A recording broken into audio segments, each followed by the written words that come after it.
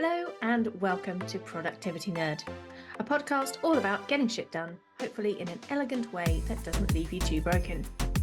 In our crazy worlds, we're all about balancing the need to work enough to make ends meet, enough not to annoy our bosses, but also enough that we feel like we've done enough, which can be a whole different psychological and emotional ballgame, along with the human need to rest and stay well.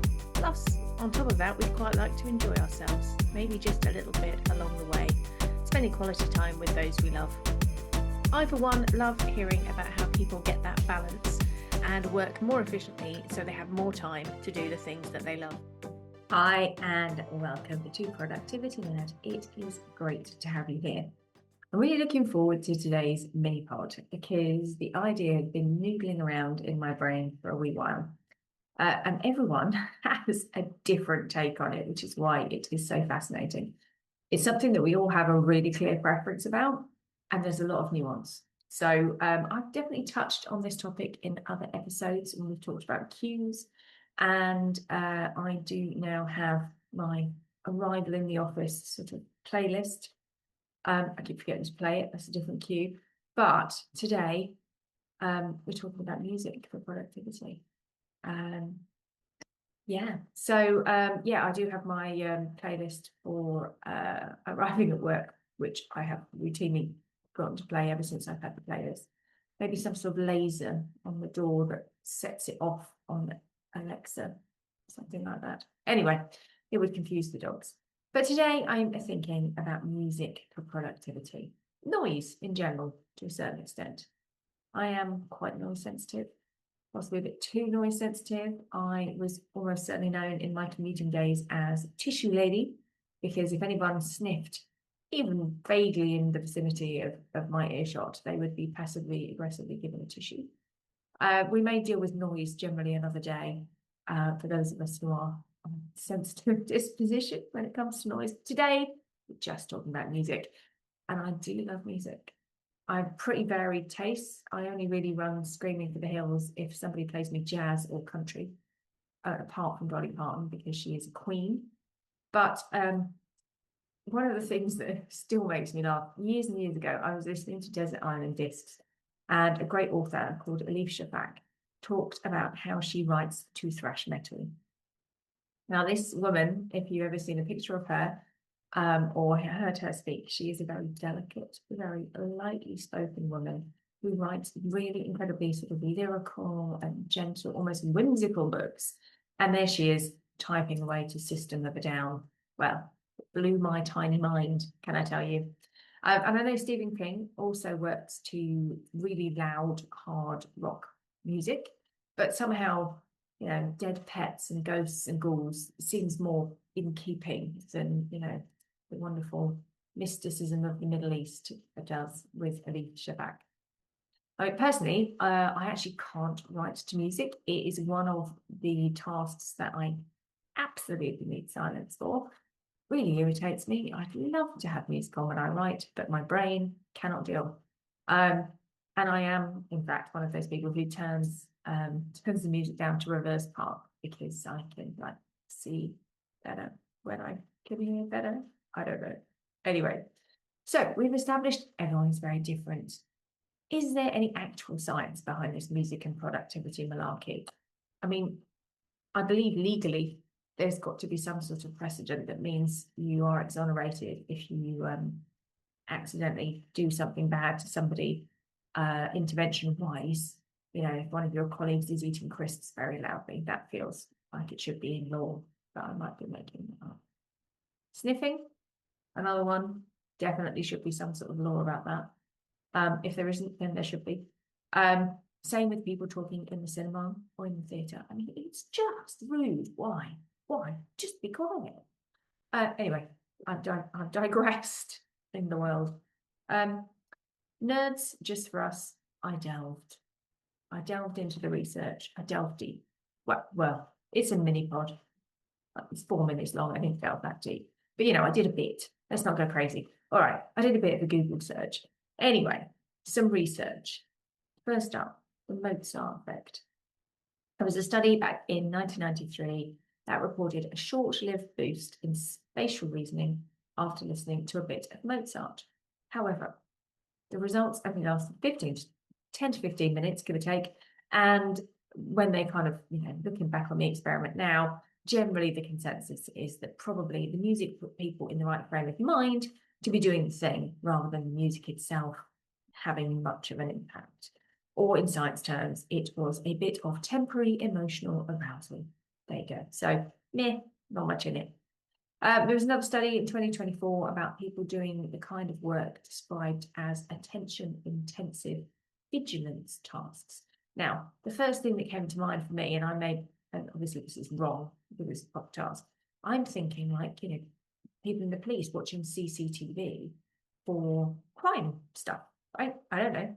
That seems like a good test to me. It's like really boring watching, but you have to be very alert because at any moment there could be a clue or a person that's, acting suspiciously. You can't zone out. So anyway, that's what came to my mind for a vigilance task. Sort of mundane nothingness, but you have to be hyper focused. A bit like I don't know if you've been to the opticians and had that test on your peripheral vision. You sort of look at, I think it's a hot air balloon or something. You look into this thing and it pings lights at you. Where's the hot air balloon a different one? Anyway, there's lights that ping up and you hold a little buzzer beepy thing. And when you see a light, you have to press the button. Well, this test, honestly, it scares the crap out of me. Not for my eyesight, my peripheral vision is pretty good, I think, but I get bored really fast. I mean, really fast. I am genuinely concerned about my attention span because we only do this for like 2 minutes or something. And after about 30 seconds, after keen attention, beep, beep, beep, button, button, button, button, light, button, button, button, my arm over this, I'm bored. This is terrible, like a goldfish. Anyway, next time I'm going to take my earbuds and I'm going to see if they will let me put a bit of music on to help me keep my focus whilst doing something I need to be very vigilant for, but I'm also finding as dull as dishwater. So yeah, that's my next tip. I'll try it. I'll let you know. Might be a new Specsavers thing.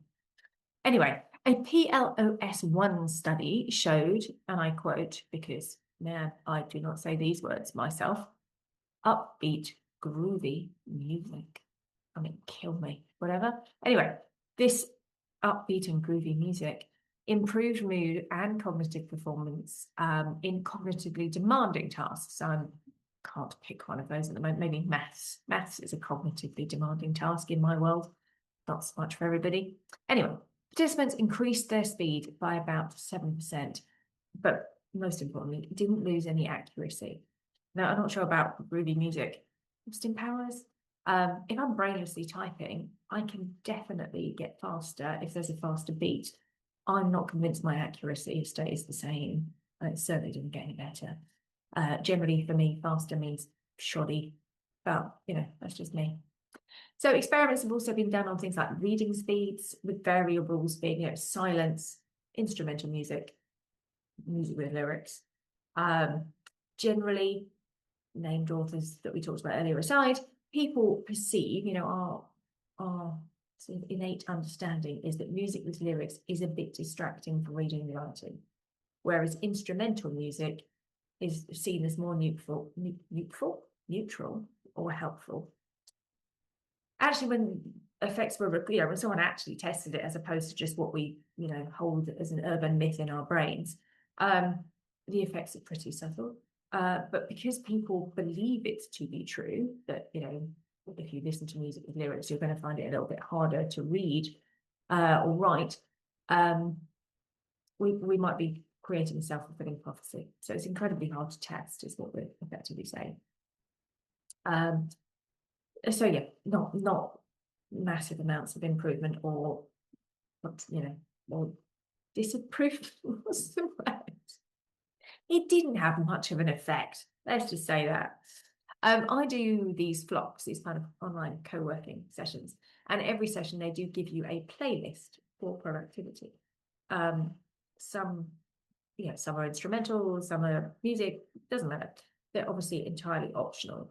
And some use binaural beats. And I just Googled that. Definitely no science to back that up, can I tell you? and some are just regular music. And there are, I have discovered from this, there are some really good instrumental playlists of your favorite artists if you wanted to try them. So, for example, the Red Hot Chili Peppers by a chamber orchestra, that kind of thing. So if you want to go check out some of these things, I find them quite nice. Some of them I find a bit irritating because I can't work out what the original song is because it's deviated so far from from Nirvana. But if you want to try them out, some places to try are the Vitamin String Quartet. They're the ones that did Chili Peppers.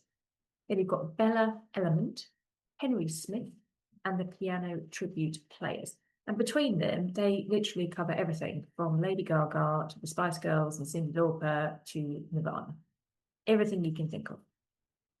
So I think the answer generally is that there is no answer. It's a very individual thing, and it will vary for one individual. It might vary depending on the task, the day, what mood you're in, how your hormones are sitting, whether Scorpio is rising. There is no answer, but try out some stuff. I think we all need to experiment. Let's get the birdie dance on. Let's slap on some Adele, some hardcore Norwegian thrash metal, and a bit of Beethoven, and let's see what works. Let's try it. I can't wait to hear from you. Please get working to some music and let me know how you get on. Thank you so much for listening. I'm Kathy Soulsby, and that was Productivity Nerd. Follow, rate, and review, and all that jazz. No jazz for me. Thank you. You keep that jazz to yourself. I'll see you next time. Bye.